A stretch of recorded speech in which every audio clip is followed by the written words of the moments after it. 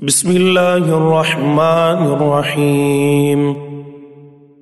اللہ کے نام سے شروع جو نہایت مہربان رحمت والا ہے۔ یا ایھا الذین آمنوا لا تتخذوا عدوی وعدوکم اولیاء تلقون الیہم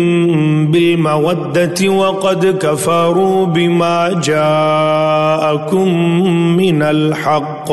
يخرجون الرسول وإياكم أن تؤمنوا بالله ربكم إن كنتم خرجتم جهادا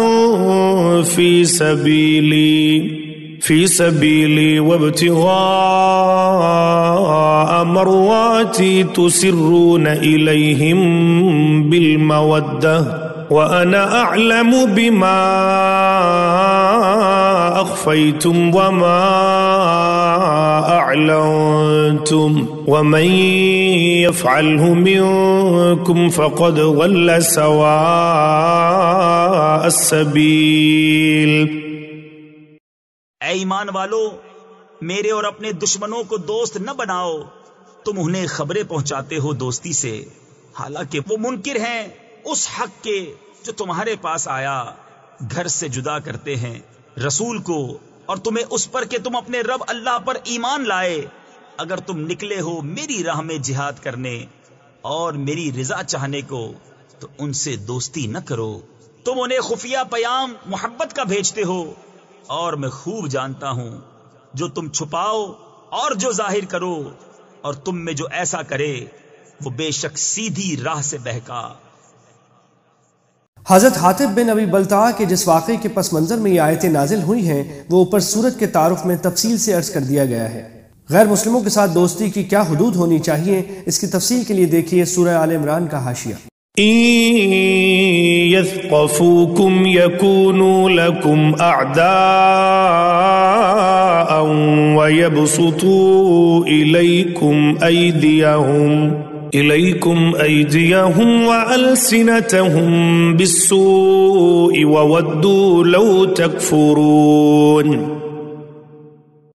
اگر تمہیں پائیں تو تمہارے دشمن ہوں گے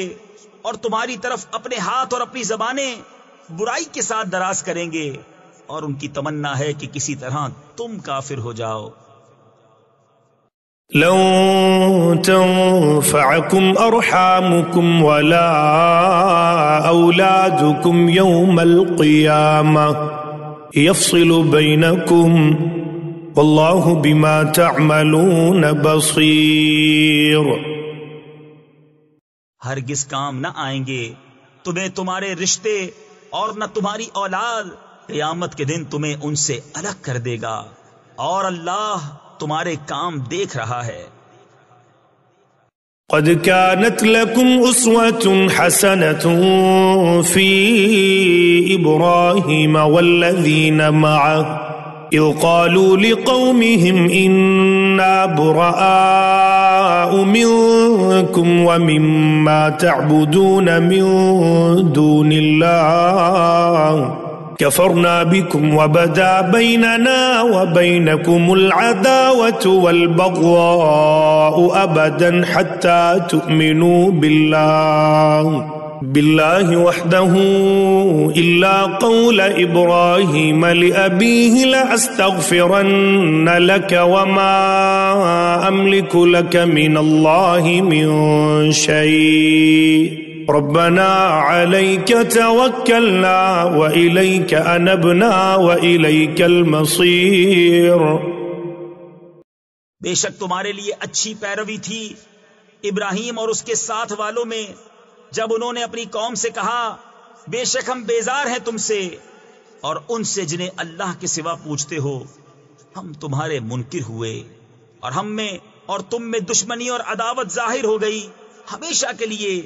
جب تک تم ایک اللہ پر ایمان نہ لاؤ، مگر ابراہیم کا اپنے باپ سے کہنا کہ میں ضرور تیری مغفرت چاہوں گا اور میں اللہ کے سامنے تیرے کسی نفع کا مالک نہیں۔ اے ہمارے رب، ہم نے تجھی پر بھروسہ کیا اور تیری ہی طرف رجوع لائے اور تیری ہی طرف پھرنا ہے۔ مطلب یہ ہے کہ اگرچہ حضرت ابراہیم علیہ السلام نے اپنی قوم اور کنبے سے برات کا اظہار کر دیا تھا، لیکن شروع میں اپنے والد سے مغفرت کی دعا کا وعدہ ضرور کیا تھا، لیکن جیسے کہ سورہ توبہ میں گزرا ہے، جب انہیں یہ پتہ چل گیا کہ وہ ہمیشہ کے لیے اللہ کا دشمن ہے اور اس کی قسمت میں ایمان نہیں ہے، تو انہوں نے اس دعا سے بھی علیحدگی اختیار فرما لی۔ ربنا لا تجعلنا فتنة للذين كفروا واغفر لنا ربنا إنك أنت العزيز الحكيم۔ اے ہمارے رب، ہمیں کافروں کی آزمائش میں نہ ڈال اور ہمیں بخش دے۔ اے ہمارے رب، بے شک تو ہی عزت و حکمت والا ہے۔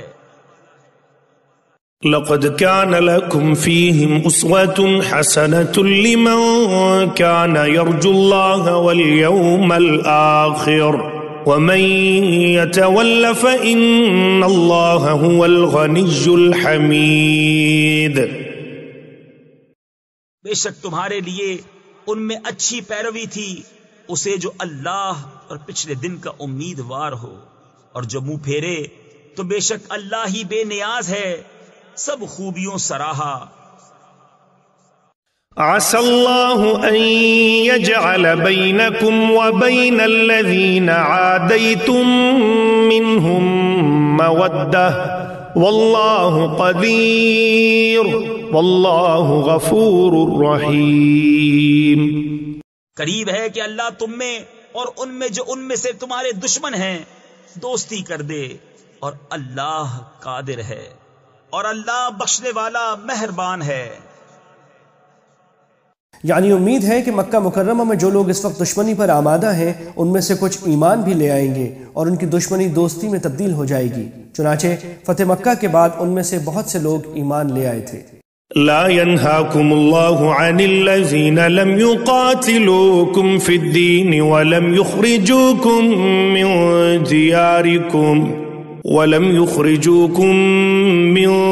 دياركم أن تبروهم وتقسطوا إليهم إن الله يحب المقسطين۔ اللہ تمہیں ان سے منع نہیں کرتا جو تم سے دین میں نہ لڑے، اور تمہیں تمہارے گھروں سے نہ نکالا کہ ان کے ساتھ احسان کرو اور ان سے انصاف کا برتاؤ برتو، بے شک انصاف والے اللہ کو محبوب ہیں۔ یعنی جو غیر مسلم مسلمانوں سے نہ جنگ کرتے ہیں اور نہ انہیں کوئی تکلیف دیتے ہیں، ان سے اچھا برتاؤ اور نیکی کا سلوک اللہ تعالیٰ کو ہرگز ناپسند نہیں ہے، بلکہ انصاف کا معاملہ کرنا تو ہر مسلم اور غیر مسلم کے ساتھ واجب ہے۔ انما ينهاكم الله عن الذين قاتلوكم في الدين واخرجوكم من دياركم وظاهروا على اخراجكم ان تولوهم ومن يتولهم فاولئك هم الظالمون۔ اللہ تمہیں انہی سے منع کرتا ہے جو تم سے دین میں لڑے یا تمہیں تمہارے گھروں سے نکالا یا تمہارے نکالنے پر مدد کی کہ ان سے دوستی کرو، اور جو ان سے دوستی کرے تو وہی ستمگار ہیں۔ يا أيها الذين آمنوا إذا جاءكم المؤمنات مهاجرات فامتحنوهن الله أعلم بإيمانهن فإن علمتموهن مؤمنات فلا ترجعوهن إلى الكفار لا هن حل لهم ولا هم يحلون لهن وآتوهم ما أنفقوا ولا جناح عليكم أن تنكحوهن إذا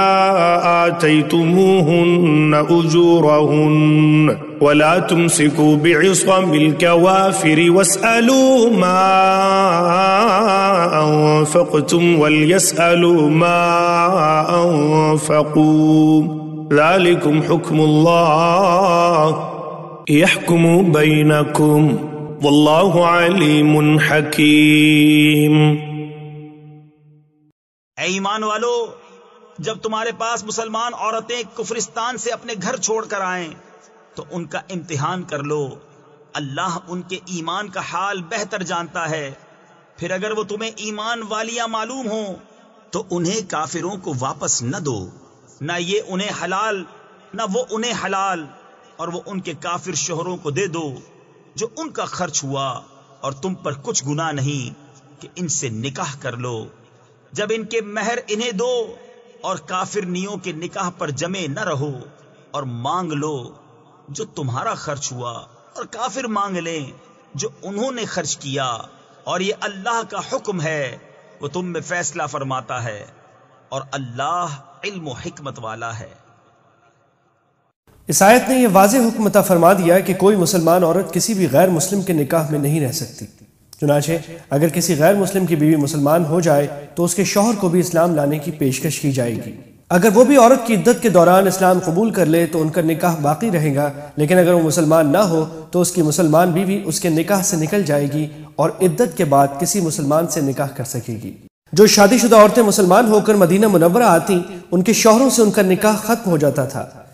لیکن چونکہ مکہ مکرمہ کے کافروں سے اس وقت صلح کا معاہدہ تھا، اس لیے ان کو یہ سہولت دی گئی تھی کہ انہوں نے اپنی بیویوں کو جو مہر دیا تھا وہ ان کو اس طرح واپس کرنے کا حکم دیا گیا کہ جو مسلمان ان عورتوں سے نکاح کرے وہ اس کا مہر اس کے پہلے کافر شوہر کو ادا کر دے۔ اس آیت کے نزول سے پہلے بہت سے صحابہ ایسے تھے کہ وہ خود تو مسلمان ہو گئے تھے لیکن ان کی بیویاں مسلمان نہیں ہوئی تھیں اور وہ ابھی تک ان کے نکاح میں چلی آ رہی تھیں۔ اس آیت نے حکم دے دیا کہ اب کوئی بت پرست عورت کسی مسلمان کے نکاح میں باقی نہیں رہ سکتی، اور جیسا کہ مشرکین کے بارے میں یہ حکم دیا گیا تھا کہ انہوں نے اپنے مسلمان ہونے والی بیویوں کو جو مہر ادا کیا تھا وہ انہیں واپس کیا جائے، اسی طرح مسلمانوں کی جن کافر بیویوں کا نکاح مسلمانوں سے ختم ہوا ان کا جو مہر ان کے مسلمان شوہروں نے دیا تھا اس کے بارے میں بھی انصاف کا تقاضا یہ تھا کہ ان عورتوں کے نئے شوہر وہ مہر پرانے مسلمان شوہروں کو واپس کریں۔ اس لیے مسلمان شوہروں کو یہ حکم دیا گیا کہ وہ اپنی مطلقہ بیویوں کے نئے شوہروں سے مہر کا مطالبہ کر سکتے ہیں۔ چنانچہ اس آیت کے بعد ایسے صحابہ نے اپنی مشرک بیویوں کو طلاق دے کر الگ کر دیا، لیکن اس کے بعد ان سے جن مشرک مردوں نے نکاح کیا انہوں نے مسلمانوں کو ان کا مہر واپس نہیں کیا۔ اس لیے اگلے فقرے میں یہ حکم دیا گیا کہ جن مسلمانوں کی بیویاں کافر ہونے کی وجہ سے کافروں کے نکاح میں چلی گئیں اور ان کے نئے شوہروں نے مسلمانوں کو ان کا دیا ہوا مہر نہیں لوٹایا، وہ اپنا حق وصول کرنے کے لیے یہ کر سکتے ہیں کہ اگر کوئی عورت مسلمان ہو کر آئی ہو اور اس سے کسی مسلمان نے نکاح کیا ہو تو اس پر جو یہ واجب کیا گیا تھا کہ وہ ان کے پرانے شوہروں کو ان کا دیا ہوا مہر لوٹائے، اب وہ اس کافر شوہر کو دینے کے بجائے اس مسلمان کو دے دے جس کی بیوی کافر ہونے کی بنا پر کسی کافر کے نکاح میں آ گئی ہو اور اس کے نئے شوہر نے اس مسلمان کو مذکورہ قاعدے کے مطابق مہر واپس نہ کیا ہو۔ اس طرح مسلمان کو اس کا حق مل جائے گا اور کافر لوگ آپس میں ایک دوسرے سے تصفیہ کر لیں گے۔ وَإِن فَاتَكُمْ شَيْءٌ مِّنْ أَزْوَاجِكُمْ إِلَى الْكُفَّارِ فَعَاقَبْتُمْ فَآتُوا الَّذِينَ ذَهَبَتْ أَزْوَاجُهُمْ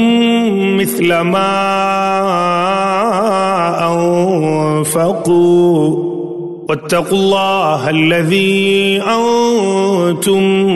بِهِ مُؤْمِنُونَ۔ اور اگر مسلمانوں کے ہاتھ سے ان کی کچھ عورتیں کافروں کی طرف نکل جائیں پھر تم کافروں کو سزا دو، جن کی عورتیں جاتی رہی تھیں غنیمت میں سے انہیں اتنا دے دو جو ان کا خرچ ہوا تھا، اور اللہ سے ڈرو جس پر تمہیں ایمان ہے۔ یعنی تمہیں اپنا دیا ہوا مہر ان عورتوں کے نئے شوہروں سے وصول کرنے کی نوبت آئے۔ یہ خطاب ان مسلمانوں سے ہے جنہوں نے مسلمان ہونے والی شادی شدہ عورتوں سے نکاح کیا اور ان کے ذمے واجب ہو گیا کہ وہ ان کے پرانے شوہروں کو ان کا دیا ہوا مہر لوٹائیں۔ يا أيها النبي إذا جاءك المؤمنات يبايعنك على ألا يشركن بالله شيئا ولا يسرقن ولا يزنين ولا يقتلن أولادهن ولا يأتين ببهتان يفترينه بين أيديهن وأرجلهن ولا يعصينك في معروف فبايعهن واستغفر لهن الله إن الله غفور رحيم۔ اے نبی، جب تمہارے حضور مسلمان عورتیں حاضر ہوں اس پر بیعت کرنے کو کہ اللہ کا شریک کچھ نہ ٹھہرائیں گی، اور نہ چوری کریں گی، اور نہ بدکاری، اور نہ اپنی اولاد کو قتل کریں گی، اور نہ وہ بہتان لائیں گی جسے اپنے ہاتھوں اور پاؤں کے درمیان یعنی موضع ولادت میں اٹھائیں، اور کسی نیک بات میں تمہاری نافرمانی نہ کریں گی تو ان سے بیعت لو اور اللہ سے ان کی مغفرت چاہو، بے شک اللہ بخشنے والا مہربان ہے۔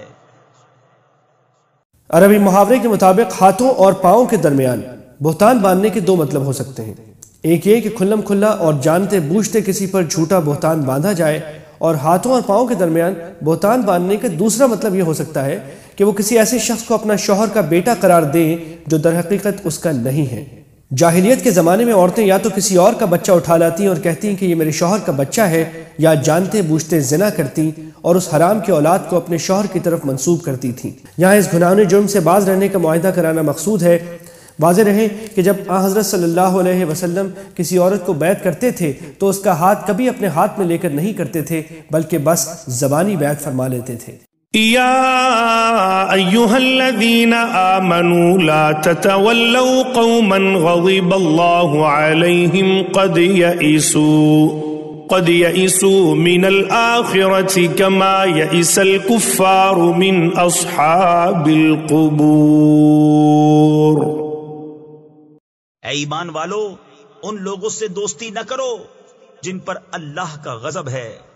وہ آخرت سے آس توڑ بیٹھے ہیں جیسے کافر آس توڑ بیٹھے قبر والوں سے۔ یعنی جس طرح کافر لوگ اپنے مرے ہوئے عزیزوں، دوستوں اور باپ داداؤں سے مایوس ہیں کہ وہ ان کو کوئی فائدہ پہنچا سکیں گے، اسی طرح یہ لوگ آخرت کی زندگی سے مایوس ہیں۔ بعض مفسرین نے اس آیت کا ترجمہ اس طرح کیا کہ یہ لوگ آخرت سے ایسے ہی مایوس ہو چکے ہیں جیسے وہ کافر مایوس ہیں جو قبروں میں جا چکے۔ اس صورت میں مطلب یہ ہوگا کہ جو کافر قبروں میں جا چکے ہیں انہوں نے اپنی آنکھوں سے دیکھ لیا ہے کہ آخرت کی زندگی میں ان کا کوئی حصہ نہیں ہے، اسی طرح یہ لوگ بھی آخرت کی زندگی سے مایوس ہو چکے ہیں۔